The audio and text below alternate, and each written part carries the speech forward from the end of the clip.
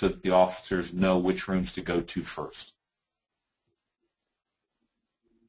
Okay, and we do have more questions here than we can answer, so we're going to be answering a lot of these back to you by email. We'll also be providing you with a PDF copy of the webinar or the PowerPoint presentation here so that you have access to that as well, along with those of you who want to get a certificate of completion. We'll provide those to you upon request. Just answer the survey at the end of the webinar. But I have maybe one or two more questions. Time for that, Gary? If I can jump in here real quick, I do want to make, before we leave this, make another point. I know in our last conversation, Gary, you brought up incident command and training.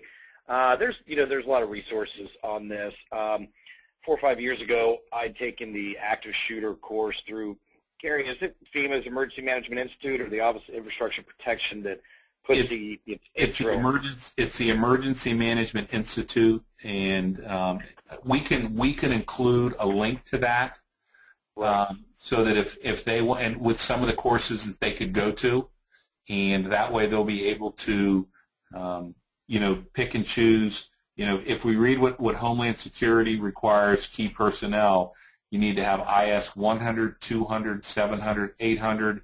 If you're a superintendent, head of security, you have to have 300 and 400. 100, 200, 700, and 800 you can take online. 300 and 400 you're going to have to take in person at your county EMA.